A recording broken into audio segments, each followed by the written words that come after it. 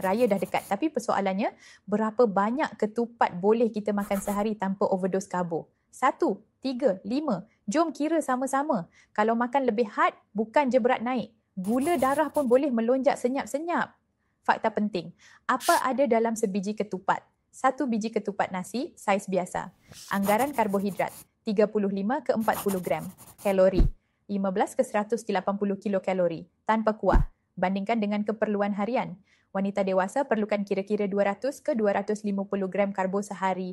Lelaki dewasa perlukan kira-kira 250 ke 300 gram karbo sehari. Jadi, berapa limit sehari? 2 ke 3 biji ketupat sehari dah cukup untuk portion karbo seimbang, terutama jika makan dengan lauk berlemak seperti rendang, kuah kacang dan sambal. Kalau makan 5 ketupat dengan rendang dan kuah kacang, boleh cecah 800 ke 1000 kalori dalam satu hidangan. Itu dah lebih separuh kalori harian bagi sesetengah orang.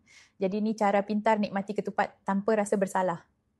Ambil 1 ke 2 ketupat dan lebihkan sayur ulam atau sup. Pilih ayam atau daging tanpa kulit dan kawal portion kuah. Minum air kosong, bukan air manis lepas makan. Nak boost tenaga dan kawal metabolisme? Minum Evertea sebelum sarapan. Bantu lawas, boost pencernaan dan stabilkan gula darah lepas hidangan berat raya. Raya tetap boleh enjoy ketupat, tapi jangan sampai ketupat jadi trap naik berat. Komen, saya tim 2 ketupat kalau korang nak raya sihat dan masih sedap.